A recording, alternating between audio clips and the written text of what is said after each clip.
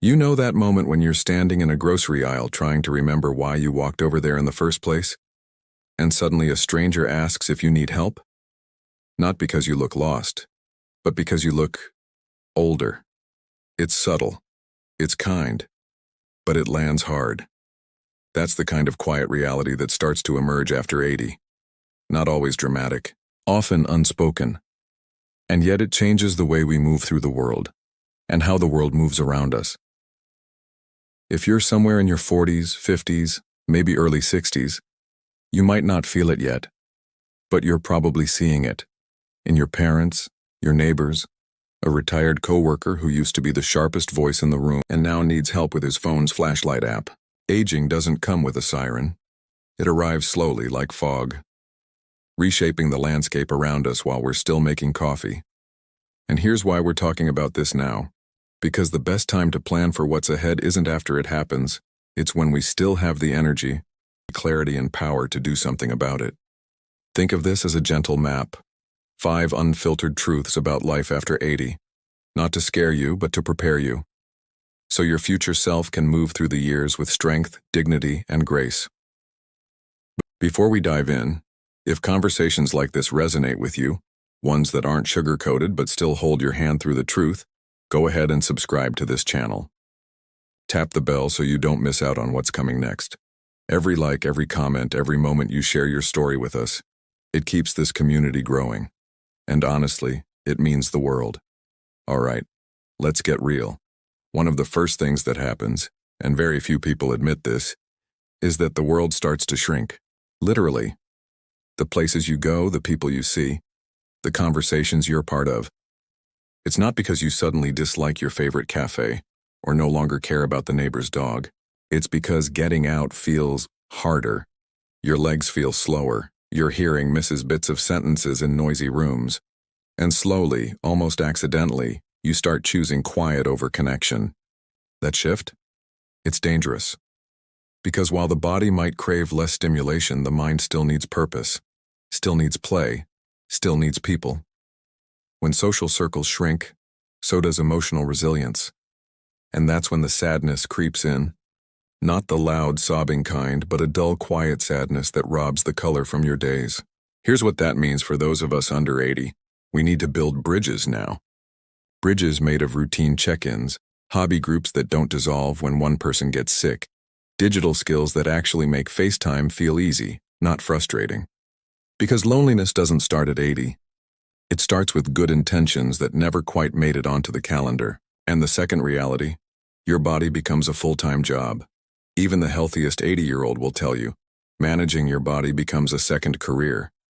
Doctors, pills, stretching before breakfast, remembering to hydrate, fighting sleep that arrives too early and too lightly. You start scanning your schedule not for work meetings but for energy windows, when you might be able to walk or finally tackle that drawer you've been avoiding for 6 months. It's not tragic. It's not failure. It's just real. But you can make it easier. By simplifying, by cutting back on the noise now, by finding a rhythm that doesn't rely on caffeine or crisis to keep you moving. You can choose routines that age with you instead of working against you. That's what we're here to figure out, together. Take a breath with me, and let that land.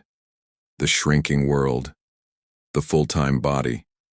They're not punishments.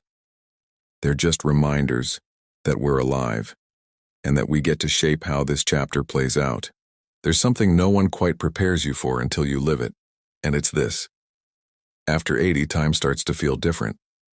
Not just because the calendar pages turn faster, but because the hours themselves begin to feel thinner. Tasks that once took 15 minutes can take an hour. Not because you've become slower in the mind, but because the body is learning a new rhythm. Your hands don't cooperate the same way. Buttons become enemies. Gripping a knife for carrots turns into a negotiation between strength and safety. And here's the harder part to admit. When the world around you stays in high gear, moving at lightning speed, it's easy to feel like a burden. Like you're holding people up. Like your pace is inconvenient. That feeling? It cuts deep. Which brings us to the third reality. After 80, your role in the world changes and you don't always get a say in how. You might be used to being the one who fixed things, who remembered birthdays, who gathered the family or set the tone for holidays. But slowly, those roles shift. People stop asking your opinion as often. Your advice feels like it gets a polite nod instead of real weight. And even if your heart still wants to lead, your body or your memory or your hearing might not let you do it the way you once did. That loss of perceived value, it's one of the hardest things aging adults face. But here's the powerful truth most people overlook. You don't have to give up being needed, you just need to redefine how you're needed. You might not carry the turkey to the table anymore, but your stories can anchor the room in a way no centerpiece ever could. You might not drive to every event, but your listening ear, offered slowly, intentionally, can shift someone's entire week. Value doesn't disappear with age, it evolves. And for those of us still building our own story at 40, 50, 60, this is the wake-up call. We can't control how the world sees aging, but we can model what aging with meaning looks like. That means asking for stories instead of assuming someone has nothing new to share. That means teaching our kids to wait for their grandparents' full sentence instead of jumping in halfway. Let's be real. It takes patience, but it also takes presence. The kind where you sit with someone slowly like you're not in a rush to be anywhere else. Here's something else you should know. After 80, your circle of loss gets wider. Friends pass. A sibling goes into care. A neighbor you waved to for 30 years suddenly isn't at their mailbox anymore. And grief doesn't always come with a big dramatic breakdown. Sometimes it's just an empty seat at breakfast, or the quiet realization that no one remembers that inside joke anymore but you. It's easy to withdraw at that point, to protect what little energy you have left. But isolation is a tricky thief. It doesn't steal all at once. It creeps in softly and rearranges your priorities without asking. That's why community has to become a conscious choice, not just when it's convenient. Not just when everyone's healthy. You don't need a dozen new friends after 80. You need a few steady souls who show up, and for the rest of us, we need to be those souls. Maybe you're not 80 yet, but if you're still watching, still listening, still breathing with me here, you know this matters. Not just for your future, but for the people you love right now who are already navigating these shifts. Let's take another deep breath together. Let this truth settle, not with fear, but with compassion.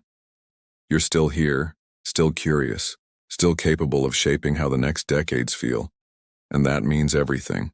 One of the things that hits hardest after 80, especially for people who've always prided themselves on independence, is the subtle but steady loss of control. Control over the body, yes, but also over decisions, over routine, over privacy. You may still be sharp, still capable, but when others start making your appointments, filling your pill organizer, driving you everywhere, you begin to feel like a guest in your own life. Even well-meaning help can feel like intrusion when it starts to replace instead of support your autonomy. Someone starts deciding what's best for you, often without asking. It starts small. A child takes over the grocery shopping to make it easier. A caregiver moves your favorite chair because it's safer this way. A doctor speaks to your daughter instead of looking at you. And at first, maybe you let it go, to keep the peace, to avoid being difficult. But inside, a quiet voice starts whispering, "Am I still in charge of my life?" That's the fourth reality. After 80, your autonomy is at risk, not just from illness, but from kindness delivered without consent. And if you're not careful, those around you begin treating you like a puzzle to manage instead of a person to respect. Now here's the invitation. If you're under 80 now, start laying the foundation to protect your future self. Not with stubbornness, but with clarity. Create documents that express your wishes. Have hard conversations with your adult children now about how you'd like to be supported when the time comes. And if you're already facing this struggle, speak up. You are allowed to ask for help without handing over your voice. The people who love you aren't trying to control you. Most of the time, they're scared. They're doing their best. But they're learning too. Help them learn the right way to help. You can still be the leader of your life even if others are holding the map. And that leads us into the fifth, and maybe most uncomfortable truth. After 80, you start confronting your own impermanence. Not in an abstract way, but in a way that feels immediate.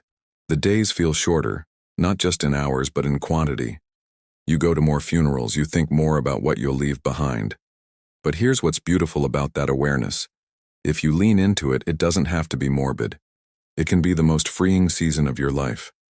You begin to care less about impressing people, less about being right, less about noise, and more about peace, more about honesty, more about presence. This is the season where forgiveness stops being a favor and starts being a gift to yourself. Where unfinished conversations matter more than old grudges.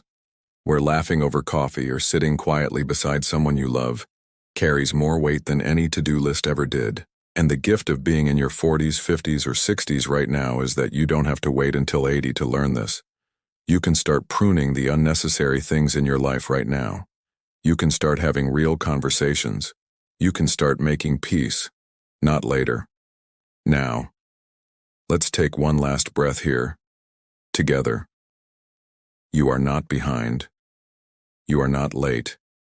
You are right on time for the lessons that matter. And if you know someone over 80, someone who might be living in these quiet realities, send them this video. Let them know they're seen. They're not alone. And if you are the one walking this road already, drop us a line in the comments. Tell us what's real for you, what helps, what hurts, what you wish others understood. We're listening, and we're learning from you. And if this message moved you, subscribe, like, share. Not just for numbers, but because when wisdom spreads, so does hope. Here's to walking toward what matters. With open eyes, open hearts, and no time wasted.